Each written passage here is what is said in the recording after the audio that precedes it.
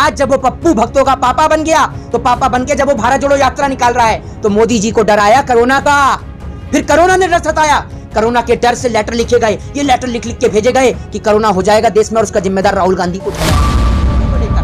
48 घंटे से ज्यादा हो गए हैं, अयोध्या के तमाम बड़े बड़े साधु संत, महात्मा और महंतों ने लेटर लिखा कि भारत जोड़ो यात्रा सही है, राहुल गांधी के पक्ष में लेटर लिखा। कहां गए अंधभक्त? इनको क्या कहेंगे अब? हिंदू विरोधी। एक विपक्ष के नेता की छवि बनाई गई, एक विपक्ष के नेता को इस प्रकार से लाखों करोड़ों खरबों रुपया देकर आईटी सेल के द्वारा उनकी छवि को खराब और बदनाम किया गया। राहुल गांधी के ऊपर लगातार टारगेट कराया गया। बात का आप मुझे जवाब दीजिए ना, ऐसा कौन सा समाज है जिसके लिए भारतीय जनता पार्टी ने कुछ किया हो? आज देश की राजधानी में एक बेटी को नए साल के जश्न के दौरान गाड़ी से 8 किलोमीटर तक घसीट दिया जाता है, तब आप नहीं बोलते? तो क्या वो बेटी हिंदू की राजधानी में सुरक्षित नहीं है? महिलाएं उत्तर प्रदेश में सुरक्षित नहीं है, महिलाएं गुजरात में सुरक्षित नहीं है, क्योंकि बलात्कारी बाहर हैं देश के अंदर। चिन्मयानंद, नित्यानंद, राम रहीम जैसों को पैरोल पे उतार रहे हैं। जब बलात्कारी पैरोल पे उतरेंगे तो बहनें सुरक्षित होंगी, बेटियां सुरक्षित होंगी। तो भारत जोड़ो पर एक बात भी ये भी कहूंगा, भारत जोड़ो को लेकर 48 घंटे से ज्यादा हो गए हैं, अयोध्या के तमाम बड़े बड़े साधु संत, महात्मा और महंतों ने लेटर लिखा कि भारत जोड़ो यात्रा सही है, राहुल गांधी के पक्ष में लेटर लिखा। कहां गए अंधभक्त? इनको क्या कहेंगे अब? हिंदू विरोधी। कि 2014 के बाद गोदी मीडिया बनी, 2014 के बाद आपने देखा दलाल पत्रकार बने, ऐसे ही 2014 के बाद बने सरकारी हिंदू। अब पूछेंगे सरकारी हिंदू कौन से हैं? ये वो सरकारी हिंदू हैं कि आज 48 घंटे से ज्यादा हो गए जब अयोध्या के महंतों ने, अयोध्या के साधु और संतों ने और महात्माओं ने लेटर लिखा राहुल गांधी की भारत जोड़ो यात्रा को लेकर, तो एक भी नहीं निकल कर आया, क्योंकि ये सरकारी हिंदू हैं और ये सरकारी हिंदू सरकार के जाते ही सब साफ हो जाएंगे। अच्छा। सरकार गई नहीं और ये सरकारी हिंदू साफ नहीं हुए। ये सुनिए, ये 2-2 रुपए के ट्वीट करके ये अपना घर और परिवार चलाते हैं। देश में दंगे करना, देश को हिंदू और मुसलमान के नाम पर जलाना इन लोगों का काम है। एक बात आप मुझे बताइए सर, सुन लीजिए, 47 में ये देश आजाद हुआ। आजादी मिली इस देश को 47 में। इस देश की आजादी के बाद से हम लोग साथ रह रहे थे। 14 में मोदी जैसा आदमी इस दुनिया पे, धरती पर आता है। धरती पर नहीं, प्रधानमंत्री की कुर्सी पर आता है। धरती पे तो बहुत पहले आ गए थे वो। प्रधानमंत्री की कुर्सी पे 14 में मोदी जी आते हैं। ये बड़े बड़े वादों की लिस्ट, ये लंबी लंबी सूची, ऐसी लंबी लंबी सूची। मेरे पास काले धन की लिस्ट है। वो काले धन की लिस्ट ऐसे करके बत्ती बनाई और पता नहीं कौन से तकिए में डाल दी, वो आज तक नहीं निकली। मैं नौजवानों को रोजगार दूंगा, मैं देश में बुलेट ट्रेन चलाऊंगा। भाइयों बहनों, मैं आपसे वादा करता हूं कि मैं हवाई चप्पल वाले को हवाई यात्रा कराऊंगा। भाइयों बहनों, बहुत हुई महंगाई की मार, अब की बार मोदी सरकार। बहुत हुई रसोई गैस की मार, अब की बार मोदी सरकार। भाइयों बहनों, अब इस देश के अंदर गरीब का बेटा भी डॉक्टर बनेगा, इंजीनियर बनेगा। भाइयों बहनों, अब इस देश के अंदर वो नहीं चलेगा जो पहले चलता था। मैं भ्रष्टाचार खत्म कर दूंगा, मैं नौजवानों को रोजगार दूंगा, मैं देश की सेना को सम्मान दूंगा, किसानों की आय दुगनी करूंगा। लेकिन जब ये सारे वादे मोदी जी ने करे तो देश के लोगों को लगा कि एक व्यक्ति आया है अब देश में जो देश में परिवर्तन करेगा और सुन लीजिए, जो देश को आज बदलेगा वाकई में। लेकिन मोदी जी को वोट दिया और उसके बाद मोदी जी ने तो क्या काम किया कि भैया ये लेके पेन, ये एजुकेशन भैया ये काटा, ये रोजगार ये भी काटा, हेल्थ ये भी काटा, रोजगार ये भी काटा, इन सब पे लगा दिया मोदी जी ने कांटा। अब मोदी जी ने सोचा, अब अमित शाह जी के गृह मंत्री पूछते हैं, रक्षा मंत्री पूछते हैं कि इन सब पे लग गया कांटा, तो अब हम सरकार जनता से वोट किस बात पे मांगेंगे, हमें मिलेगा क्या? तो मोदी जी ने कहा अपनाओ अंग्रेजों की नीति, डिवाइड एंड रूल। हिंदू और मुसलमान के बीच इतनी बड़ी नफरत की दीवार खड़ी कर दो कि इस नफरत की खाई को भरा ही ना जा सके। और वो नफरत की खाई साल 2014 से लेकर आज तक इतनी बढ़ गई कि देश में भारत जोड़ो यात्रा निकालनी पड़ रही है। आप भारत जोड़ो यात्रा की बात करें, आप एक युवा है, राहुल गांधी भी युवा है जी। किस तरीके से देखते हैं आप राहुल गांधी को? देखिए, मैं आपको एक चीज बताता हूं, जिस प्रकार से एक विपक्ष के नेता की छवि बनाई गई, एक विपक्ष के नेता को इस प्रकार से लाखों करोड़ों खरबों रुपया देकर आईटी सेल के द्वारा उनकी छवि को खराब और बदनाम किया गया। राहुल गांधी के ऊपर लगातार टारगेट कराए गए। जब ये बात नरेंद्र मोदी ने कही थी आलू से सोना बनाने वाली, लेकिन मीडिया आईटी सेल ने भारतीय जनता पार्टी की, उन्होंने इस सेंटेंस को कन्वर्ट कर दिया राहुल गांधी में। ये देखिए, और उसके बाद राहुल गांधी की छवि बनाई गई पप्पू वाली पूरे देश के अंदर। लेकिन आज जब वो पप्पू भक्तों का पापा बन गया, तो पापा बन के जब वो भारत जोड़ो यात्रा निकाल रहा है, तो मोदी जी को डराया कोरोना का।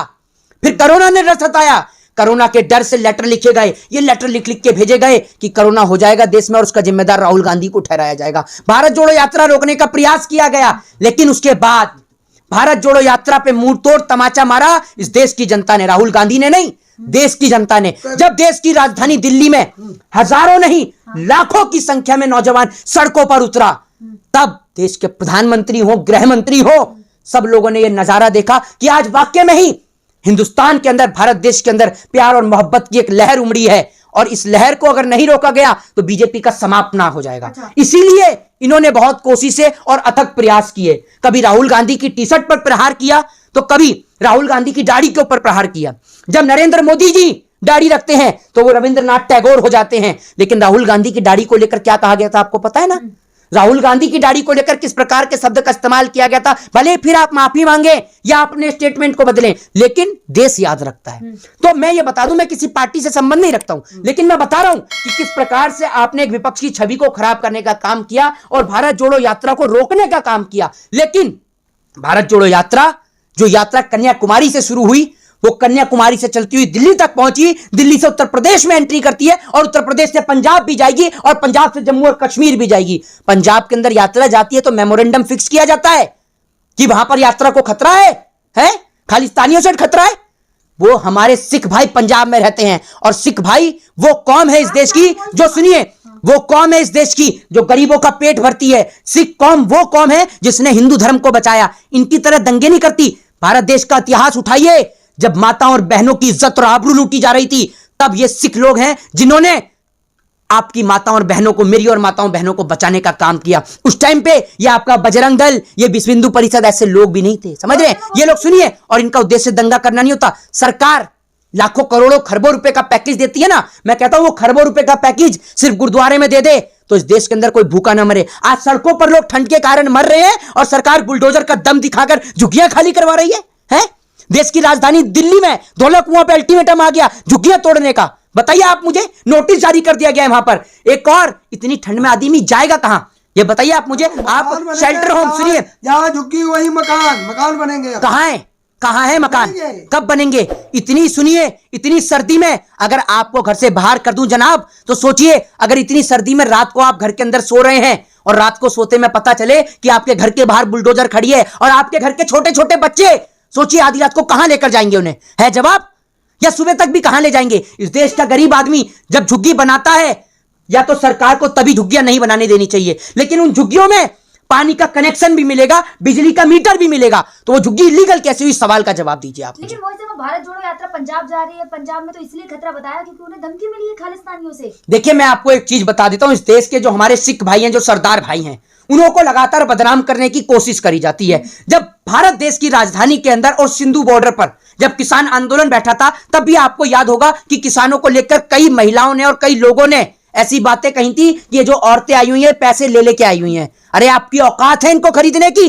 आपका घर का ट्रैक्टर तक ना, आपके घर की गाड़ियां बिक जाएंगी। ऑडी, मर्सिडीज, जो फॉर्च्यूनर, लैम्बोर्गिनी लेके बैठे हैं ना, ये सब बिक जाएगा, क्योंकि जितने की आप पूरे दिन में चाय पीते हैं ना, उतने का एक बारी में हुक्के में तंबाकू डालते हैं। समझ रहे हो आप? जिसको आप किसान को आप ऐसी समझ रहे हो, ये वो किसान है जो आपको खरीदने का दम रखता है। ठीक है, दीवार में लिखा हुआ पंजाब में खालिस्तानियों की तरफ से कि बम से उड़ा देंगे राहुल गांधी को।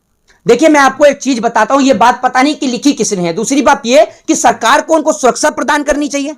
दूसरी बात, सबसे बड़ी बात ये, मैं तो इसमें एक ही चीज कहूंगा कि हमारे सिख भाइयों को लगातार बदनाम करने की कोशिश की जाती है। पहले हिंदुओं को टारगेट किया। आप एक बात मुझे बताइए, कभी इस देश में बीजेपी सरकार ने किसे छोड़ दिया? आज हिंदुओं की बात पे कर लेते हैं। इस देश में बीजेपी सरकार ने किसे छोड़ा?